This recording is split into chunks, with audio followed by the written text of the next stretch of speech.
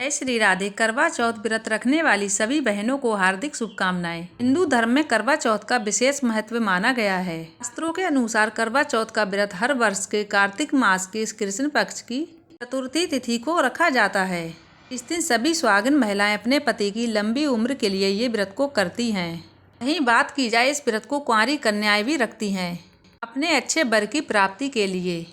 सभी सुहागिन महिलाएं चांद निकलने तक अन्न जल का त्याग करके निराहार व्रत रखती हैं। शाम को चंद्रमा निकलने के बाद चंद्रमा को अर्घ देने के बाद ही अपने व्रत को खोलती हैं। पंचांग के अनुसार साल 2023 में कार्तिक मास के कृष्ण पक्ष की चतुर्थी तिथि 2 दिन होगी। ये तिथि 31 अक्टूबर 2023 को रात 9:30 से शुरू होगी। 1 नवंबर 2023 को रात 9:18 पर समाप्त होगी। यह तिथि के अनुसार करवा चौथ का व्रत 1 नवंबर बुधवार को रखा जाएगा। दिन सुबह जल्दी उठना चाहिए। स्नान आदि से निवृत्त होकर व्रत का संकल्प लें और अपने व्रत को प्रारंभ करें। करवा चौथ के व्रत में हमेशा कहानी दोपहर 1 बजे के बाद कही जाती है। जब भी आप कथा को कहें या कथा को सुने, ध्यान रखें राहु काल का समय नहीं होना चाहिए। तो अपने अखंड सौभाग्य की कामना करते हुए अब सुनते हैं करवा चौथ व्रत कथा। सभी बहनों से हाथ जोड़कर मेरा निवेदन है कि इस कथा को ज्यादा से ज्यादा दूसरी बहनों तक शेयर करें, ताकि वो भी इस कथा का रसपान कर सकें। कथा सुनने के लिए पहले एक पूजा की थाली तैयार करें। उसके बाद एक पटे को गाय के गोबर से पोत लें। फिर उस पटे के ऊपर थोड़े चावल रखें। उसी जगह पर जल से भरा लोटा को रख दें। कोरे करबे में पानी रखें। बाकी अपनी थाली में सारा सामान तैयार रख लें। रोली, गेहूँ, गुड़, चावल, मूली। फिर विधि पूर्वक गणेश भगवान का पूजन करें। करवा माता का पूजन करें। माथे में रोली से तिलक करें। चाहे आपने बिंदी लगाई है फिर भी अपने माथे पे रोली से तिलक करें। हाथ में मेहंदी लगाकर फिर गेहूं के कुछ दाने हाथ में लेकर करवा चौथ व्रत कथा को सुनना चाहिए। करवा चौथ कथा समाप्त होने के बाद अपने सासू माँ के चरण स्पर्श करें और कुछ रुपए उनको देकर उनका आशीर्वाद प्राप्त करें। तो आइए दोस्तों, मिलकर सुनते हैं करवा चौथ व्रत कथा। शुरुआत करेंगे गणेश जी की कहानी से। बोलिए गणेश भगवान की जय हो। गणेश भगवान को विघ्नहर्ता कहा जाता है। गणेश भगवान के पूजन से सुहाग को लंबी उम्र का आशीर्वाद मिलता है। गणेश भगवान की पूजा हर पूजा से पहले की जाती है। खास करके सभी सुहागन महिलाएं अपने पति की लंबी उम्र के लिए गणेश भगवान का पूजन जरूर करती हैं। ऐसी मान्यता है कि गणेश भगवान का पूजन करने से पति की लंबी उम्र के साथ साथ ससुराल और मायका हमेशा खुशियों से भरा रहता है। उस जगह पर कोई दुख और दरिद्रता नहीं आती। तो चलिए सुनते हैं अमर सुहाग की लंबी आयु देने वाली भगवान श्री गणेश जी की अद्भुत कथा। बोलिए गणेश भगवान की जय हो। एक समय की बात है, एक भाई बहन रहते थे। बहन का नियम था कि वह अपने भाई का चेहरा बिना देखे भोजन नहीं किया करती थी। वह रोजाना सबसे पहले अपने भाई का चेहरा देखती थी, फिर उसके बाद भोजन किया करती थी। इस तरह करते करते दोनों भाई बहन बड़े हो गए। दोनों की शादी हो गई। बहन की शादी पास के गांव में ही हुई थी। तो बहन रोजाना जल्दी उठती और जल्दी जल्दी अपने सारे कार्य निपटाकर अपने मायके अपने भाई का चेहरा देखने के लिए चली आती थी। एक दिन रास्ते में एक पीपल का पेड़ पड़ा था। उसके नीचे गणेश जी की मूर्ति रखी हुई थी। तब उसने हाथ जोड़कर गणेश भगवान के सामने कहा, मेरे जैसा अमर सुहाग, मेरे जैसा अमर पियर सबको देना। ये सब बोलकर वो आगे बढ़ गई। फिर उसका रोजाना का यही कर्म था। जब वो वहाँ से गुजरती थी तो रोजाना गणेश भगवान से कहती थी, हे गणेश भगवान, मेरे जैसा अमर सुहाग, मेरे जैसा अमर पियर सबको देना। ऐसा कहती और कहकर चली जाती थी। एक दिन जंगल की झाड़ियों के कांटे उसके पैरों में चुभ गए, फिर भी उसने अपनी कोई परवाह नहीं की। जैसे ही वो अपने भाई के घर पहुंची और अपने भाई का मुख देखकर बैठ गई, तभी उसकी भाभी का ध्यान उसके पैरों के ओर गया। वो कहने लगी, दीदी आपके पैरों को क्या हो गया? इतनी बुरी तरह से आपके पैरों से खून निकल रहा है। तब भाभी की बात सुनकर उसने कहा, भाभी आज रास्ते में झाड़ियों के कांटे गिरे हुए थे और वही मेरे पाँव में चुभ गए हैं। तब उसकी भाभी ने उसके पैरों को धुलकर साफ किया और उसको मरहम लगाई। कुछ देर आराम किया, उसके बाद वो अपने घर लौट आई। जब बहन वापस चली आई तो पीछे से उसकी भाभी ने अपने पति से कहा कि रास्ते को साफ करवा दो। आपने देखा नहीं कि आपकी बहन के पैरों में कितने कांटे चुभ गए? भाई अगले दिन ही कुल्हाड़ी लेकर गया और सारी झाड़ियों को साफ करके रास्ते को साफ कर दिया। इतने में झाड़ियों साफ करते हुए गणेश जी की प्रतिमा वहाँ से हट गई। ये सब देखकर गणेश भगवान गुस्सा हो गए और उसके भाई के प्राण हर लिए। गांव के सभी लोग उसके अंतिम संस्कार के लिए उसको लेके जा रहे थे। उसकी भाभी ने रोते हुए कहा कि तुम थोड़ी देर रुक जाओ, इनकी बहन आने वाली है। वो अपने भाई का मुंह देखे बिना नहीं रह सकती। जब तक वो अपने भाई का मुंह नहीं देखेगी तब तक वो भोजन ग्रहण नहीं करेगी। अब उसकी बात सुनकर सभी लोग कहने लगे, आज तो वो अपने भाई का मुख देख लेगी, परंतु कल कैसे देखेगी। अब भाभी कहने लगी, केवल आज आज आप मेरे कहने से रुक जाओ। तब सारे गांव वाले उसकी बहन का आने का इंतजार करने लगे। रोज की तरह बहन अपने भाई का मुख देखने के लिए जंगल में निकली। जंगल में उसने देखा कि सारा रास्ता साफ किया हुआ है। वह आगे बढ़ी तब उसने देखा कि गणेश जी की मूर्ति को वहां से हटा दिया गया है। अब उसने जाने से पहले गणेश भगवान को वहां से उठाया, अच्छे कपड़े से साफ करके वो अच्छे स्थान पर बैठाया और उनसे हाथ जोड़कर कहा, हे गणेश भगवान, मेरे जैसा अमर सुहाग, मेरे जैसा अमर पियर सबको देना। ऐसा कहकर वो आगे निकल गई। अब भगवान सोचने लगे, अगर मैंने आज इसकी बात नहीं सुनी तो मुझे कौन मानेगा और कौन मेरी पूजा करेगा। गणेश भगवान ने उसे आवाज दी कि बेटी, खिचड़े के साथ ये पत्तियां लेती जा और इन्हें कच्चे दूध में घोलकर अपने भाई के ऊपर छींटा मार देना। ऐसा करने से वह तुरंत उठकर बैठ जाएगा। ये सुनकर बहन जब पीछे मुड़कर देखने लगी तब वहाँ पर कोई नहीं था। बहन सोचने लगी कि ठीक है, जैसा मुझे करने को कहा है वैसा मैं कर लूंगी। अपने साथ उसने कुछ खिचड़ी के पत्ते तोड़े और वह अपने भाई के घर पहुंच गई। तब उसने वहां जाकर देखा बहुत सारे लोग इकट्ठा होकर बैठे हैं। भाभी रो रही है और भैया की लाश रखी हुई है। तब उसने उस 7 पत्तियों को कहे अनुसार कच्चे दूध में घोलकर अपने भैया के ऊपर छींटा दे दिया। अब उसका भाई हर हर करते हुए उठकर बैठ गया और बोलने लगा, आज तो मुझे बहुत ही गहरी नींद आई। अब उसकी बात सुनकर उसकी बहन कहने लगी, भैया ऐसी नींद किसी दुश्मन को भी ना आए। अब उसका भाई कहने लगा, क्यों बहन, ऐसा क्या हुआ और इतने सारे लोग इकट्ठे होकर क्यों बैठे हैं। तब उसकी बहन ने सारी बात अपने भाई को बताई। अब सारे गांव वाले गणेश जी के चमत्कार से हैरान हो उठे। फिर उसी दिन से सारे गांव वाले श्रद्धा भाव से गणेश भगवान का पूजन करने लगे। अब सुनेंगे करवा चौथ व्रत कथा। एक गांव में एक साहूकार के 7 पुत्र और 1 पुत्री थी। समय के अनुसार साहूकार ने अपने पुत्र पुत्री की शादी कर दी। एक समय की बात है कि साहूकार की पुत्री अपने मायके आई हुई थी। तब उसकी माँ, उसकी भाभियाँ करवा चौथ का व्रत रख रही थी। तब उन्हें पूजा पाठ करते हुए उसने देखकर कहा, भाभी माँ, ये आप क्या कर रही हैं। तब उसकी सभी भाभियों ने उत्तर दिया कि हम करवा चौथ का व्रत रख रहे हैं। उसने पूछा, आप इस व्रत को क्यों कर रहे हैं, इसको करने से क्या फल मिलता है। उसकी भाभी ने बताया, करवा चौथ व्रत करने से अखंड सौभाग्य की प्राप्ति होती है। पति पर आया हुआ किसी तरह का संकट दूर हो जाता है, घर में सुख समृद्धि का वास होता है। तो यह सुनकर उसने कहा, इस व्रत को मैं भी रखूंगी। तब उसकी भाभियों ने उसको मना किया कि तुम अपने भाइयों की लाडली हो, तुम व्रत नहीं रख सकती हो। तुम अगर भोजन नहीं करोगी तो तुम्हारे भाइयों को बहुत दुख होगा। परंतु वो जिद पर अड़ गई कि मैं तो व्रत रखूंगी। वो अपने भाइयों की बहुत ज्यादा लाडली थी।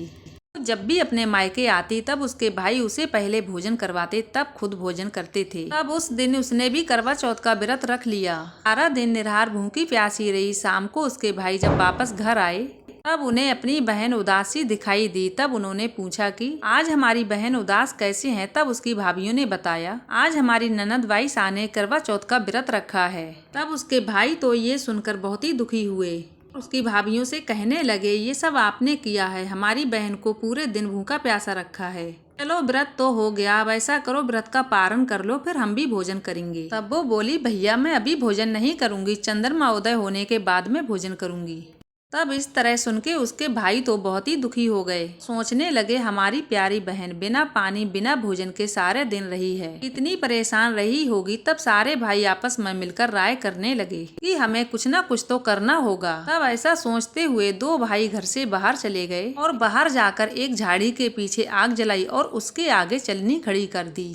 जो भाई घर पर थे उन्होंने कहा, देखो बहन, चंद्रमा निकल आया, देख लो, फिर उसके बाद भोजन कर लो। तुम भोजन कर लोगी, उसके बाद हमें भी भोजन करना है। वह ये देखकर भागती भागती भाभी माँ के पास गई और बोली, चलो भाभी माँ, चंद्रमा निकल आए, चंद्रमा उदय हो गया है, दर्शन कर लो, उसके बाद हम अपने व्रत का पारण करेंगे। अब उसकी भाभी बोली, ननद वाइसा, ये चांद तो आपके लिए निकला है, इसीलिए आप इसको देखकर अपने व्रत का पारण कर लो, हम बाद में भोजन करेंगे। क्योंकि उन्हें पता था ये सारी चाल उनके पतियों की है, वो अपनी बहन को दुखी नहीं देख सकते। लेकिन ननद वाइसा ने तो बनावटी चांद को जल देकर भोजन करने के लिए बैठ गई। जैसे ही वो भोजन करने के लिए बैठी तो व्रत भंग करने के कारण चौथ माता उससे नाराज हो गई, जिसकी वजह से जैसे ही उसने पहला निवाला मुख की तरफ दिया तो उसमें मक्खी आ गई। दूसरा निवाला खाने लगी तो उसमें बाल आ गया। जब तीसरा निवाला खाने वाली थी तभी उसके ससुराल से समाचार आया कि उसके पति की मृत्यु हो गई। तो ये सुनकर वो बहुत ही दुखी हुई। फिर जैसे ही वो अपनी ससुराल जाने के लिए तैयार हुई तब उसकी माँ ने संदूक खोलकर देखा तो उसमें ऊपर एक चुनरी रखी हुई थी। उसने वही निकाली और उसको उड़ा दी। साथ में एक तक्का सोने का भी दे दिया और कहा, बेटा जो भी तुझे रास्ते में मिले उसके पाँव छूते जाना, तो भी तुझे अखंड सौभाग्य का आशीर्वाद दे उसे ये टक्का सोने का दे देना। तो वह ये सब अपनी माँ से सीख लेकर ससुराल के लिए रवाना हो गई। रास्ते में उसको जो कोई भी मिलता तो अपनी माँ के कहे अनुसार पैर छूने की कोशिश करती तो वह अपने पैर पीछे कर लेता और कहता, दूर हट जा पापिन, अपने पति को खाने वाली, हमारे पैरों को भूल से भी हाथ मत लगाना। इस तरह किसी ने भी अपने पाँव नहीं छूने दिए और वह रोते रोते अपने ससुराल पहुँच गई। ऐसे ही उसने अपने ससुराल के घर में प्रवेश किया तो आंगन के बाहर एक छोटी ननद थी जो खेल रही थी। वह अपनी भाभी को देखकर बहुत खुशी हुई। जब भाभी ने उसके पांव छुए तब उसने भाभी को आशीर्वाद दिया कि सदा सुहागिन रहो भाभी। तब उसने वह सोने का टक्का अपनी ननद को दे दिया और बहुत ही खुशी हुई। अब वह घर के अंदर गई जहां उसके मरे हुए पति को आंगन में सुलाया हुआ था। वह रोते चिल्लाते हुए जैसे ही अपने पति के पास जाने को हुई थी तब उसकी ननद और सास ने उसको दूर बिठा दिया और उसकी सास उससे कहने लगी, अभागिन कहीं की मेरे बेटे को खा गई। वह ऐसे धुतकारने पर रोती हुई विलाप करती हुई एक तरफ बैठ गई और थोड़ी ही देर में उसके पति की अंतिम संस्कार की तैयारियां होने लगी। जैसे ही उसके पति को अंतिम संस्कार के लिए ले जाने लगे तब वह कहने लगी, मैं मेरे पति का अंतिम संस्कार नहीं करने दूंगी, ये जीवित होंगे मुझे विश्वास है। उसकी सास कहने लगी, अब क्या बाकी बचा है, कोई मरने के बाद जिंदा होता है। लेकिन वो तो अपनी जिद पर अड़ गई कि मैं संस्कार के लिए अपने पति को नहीं ले जाने दूंगी। तब उसकी सास उससे कहने लगी, तेरे लिए हमारे घर में कोई जगह नहीं है और गाँव वालों से कहा इसको गाँव के बाहर एक झोपड़ी बना दो जहाँ ये इस सबके साथ बैठी रहेगी। जब इसको अच्छी तरह से तसल्ली हो जाएगी कि ये जिंदा नहीं होने वाला है तब ये अपने आप घर चली आएगी। तब सभी गांव वालों ने उसके सास के कहे अनुसार उसके लिए गांव से बाहर झोपड़ी बना दी जहां पर वो अपने मृत पति को लेकर चली गई। उसकी सास रोजाना एक पानी का लोटा, एक छनस की रोटी उस छोटी ननद के हाथ भिजवा देती थी। छोटी ननद अपनी भाभी को दे आती थी। इस तरह करते करते एक महीना बीत गया। फिर एक दिन जोर जोर से बादल गरजने लगे और बिजलियां कड़कने लगीं। वहां से एक आवाज आई कि पति को खाने करवा ले, इनमें चांद उगानी करवा ले। अब वह इस तरह की बात सुनकर बाहर निकली। तब उसने पूछा, तुम कौन हो? तब उन्होंने कहा, मैं करवा माता हूँ। अब वह कहने लगी है, चौथ माता मुझसे बहुत बड़ी गलती हुई, आप मेरे पति को जीवित कर दो, फिर मुझसे ऐसी भूल कभी नहीं होगी। फिर चौथ माता बोली कि मैंने तुम्हारे पति को नहीं मारा है, इसीलिए मैं कुछ नहीं कर सकती हूँ। अगले महीने फिर से चौथ आएगी तब तुम उससे कहना। अगले महीने चौथ के दिन फिर से आंधी चलने लगी, बादल गरजने लगे हैं, बिजलियां चमकने लगी। फिर से वही आवाज आई, अपने पति को मारनी करवा ले, दिन में चांद उगानी करवा ले। अब वह भागकर बाहर निकली और पूछने लगी कि तुम कौन हो? तब उसने कहा कि मैं पौष माह की चौथ माता हूँ।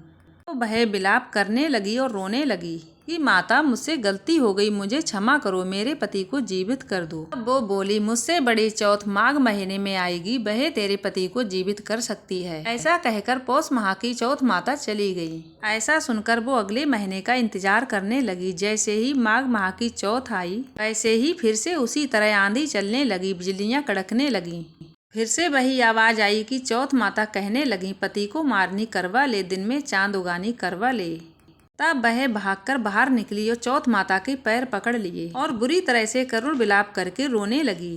कहने लगी, माता मुझसे बहुत बड़ी भूल हो गई, मैं व्रत के कोई नियम नहीं जानती थी, मेरी गलती क्षमा करो, मेरे पति को जीवित कर दो। तो ये रोते हुए देखकर माघ माह की चौथ माता को उस पर दया आ गई। तब माता ने कहा, बेटा मैं तो कुछ नहीं कर सकती, 12 महीने के बाद वही चौथ फिर आएगी, तो तू उस चौथ माता के पैर पकड़ लेना, वो चाहे तुझे कितना ही धुतकारे, परंतु तुम उसके पैर मत छोड़ना, उसी ने तुम्हारे पति की जान ली है और वही तुम्हारे पति को जीवन दान देगी। ऐसा कहकर माघ माह की चौथ माता चली गई। जब उसके पति को मरे हुए पूरे 12 महीने हो गए तब फिर से करवा चौथ व्रत आया। उसने करवा चौथ का व्रत रखा और रात को फिर उसी तरह आंधी आई, बादल गरजने लगे, बिजलियां कड़कने लगीं। फिर से करवा चौथ माता की वही आवाज आई कि पति को मारने वाली करवा ले, दिन में चांद उगाने वाली करवा ले। अब वह भागकर बाहर निकली और चौथ माता के पैर पकड़ लिए, बुरी तरह से विलाप करके रोने लगी और कहने लगी, चौथ माता मुझसे बहुत बड़ी गलती हुई, मेरी गलती को क्षमा कीजिए। 1 साल हो गया है मुझे पूरी तपस्या करते हुए, मेरे पति को जीवित कर दो। तब चौथ माता बोली, तू पापिन है, तूने मेरे व्रत को भंग किया है, इसीलिए तेरे पति की जान गई है। मैं कुछ नहीं कर सकती, मेरे पैर छोड़ो। पर उसने चौथ माता के पैर नहीं छोड़े। आखिर माँ तो माँ होती है। चौथ माता को उसके ऊपर दया आ गई और चौथ माता ने अपनी उंगली काटकर अपने खून का छींटा उसके पति के ऊपर दिया। तब उसका पति जीवित होकर उठ के बैठ गया और कहने लगा, मुझे नींद बहुत गहरी आई। तब उसकी पत्नी कहने लगी, ऐसी नींद तो दुश्मन को भी ना आए। ये कहते हुए उसने सारी बात अपने पति को बता दी। फिर दूसरे दिन दोनों चौपड़ पासा खेल रहे थे, तभी उसकी ननद रोटी और पानी का लोटा लेकर आई। तब उसने देखा कि झोपड़ी की जगह बहुत ही सुंदर महल खड़ा है और उसके अंदर उसके भैया भाभी चौपड़ पासा खेल रहे थे। तब अपने भैया को देखकर बहन बहुत खुश हुई। तब वह वहाँ से वापस घर आई और घर आकर कहने लगी, माँ भैया जीवित हो गए। तब उसकी माँ कहने लगी, ऐसा तो कभी नहीं हो सकता। तब वह कहने लगी, माँ मैंने अपनी आंखों से देखा है, भैया भाभी चौपड़ पासा खेल रहे हैं। तब माँ कहने लगी, वह करमजली मेरे बेटे के सबको कहीं फेंक आई होगी, किसी और को बुलाकर वहाँ पर बिठा लिया होगा। तब उसकी बेटी बोली, नहीं माँ, वो तो मेरे भैया हैं, मैं उन्हें अच्छी तरह से जानती हूँ, तुम मेरे साथ चलो। बेटी के बार बार जिद करने पर वह अपनी बेटी के साथ बेटे को देखने चली गई। जब वहाँ जाकर देखा तो सचमुच वहाँ एक झोपड़ी की जगह सुंदर महल है और उसके अंदर उसके बेटे और बहू बैठे थे।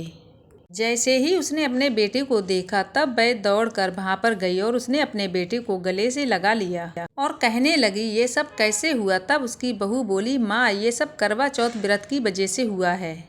चौथ माता ने ही मेरे सुहाग को छीना था और आज चौथ माता ने ही मेरे सुहाग को लौटा दिया है। तब उसकी माँ चौथ माता को बार बार धन्यवाद कहने लगी और अपने बेटे बहू से कहने लगी, चलो घर चलो। तब उसके बेटे ने कहा, नहीं माँ ऐसे नहीं, अब तो मैं गाजे बाजे के साथ घर जाऊंगा। तब उसकी माँ कहने लगी, बेटा मैं तो जानती हूँ तू मेरा बेटा है, लेकिन ये जग कैसे मानेगा कि तू मेरा बेटा है। तब उसकी बहू ने कहा, माँ जी आप इसके बारे में चिंता ना करें, कि आप ऐसा करें सभी गाँव वालों को भोज पर बुलाएं। तब उसकी माँ ये सुनकर घर वापस आ गई। फिर सारे गांव में निमंत्रण दे दिया अपने घर पे भोज के लिए। सारे गांव वाले भोज के लिए उसके घर पहुंच गए। तभी उसके बेटा और बहू गाजे बाजे के साथ घर आए। जैसे ही उसकी माँ उनके स्वागत के लिए आई, अब उसकी अंगिया फटकर दूध की धार बेटे के दाढ़ी पर पड़ी और बहू की साड़ी पर पड़ी। तभी सारे गाँव वालों को विश्वास हो गया, बहू के संस्कारों से आज एक बार फिर से उसका पति चौथ माता की कृपा से जिंदा हो गया। तो सारे गांव वाले चौथ माता की जय जयकार करने लगे। हे चौथ माता, जैसे साहूकार की बेटी के सुहाग की रक्षा की, ऐसे सबकी सुहाग की रक्षा करना। सभी बहनों को अखंड सौभाग्य का आशीर्वाद देना। सारी बहनें एक बार प्रेम से बोले, चौथ माता की जय हो। तो इसी प्रकार सभी सुहागिन महिलाओं को चौथ माता की विधि विधान पूजा करना चाहिए और अपने पति की लंबी आयु के लिए करवा चौथ व्रत को सफल करना चाहिए। तो दोस्तों उम्मीद करती हूँ आज की कथा आपको पसंद आई हो तो वीडियो को लाइक करके चैनल को सब्सक्राइब भी जरूर कीजिएगा।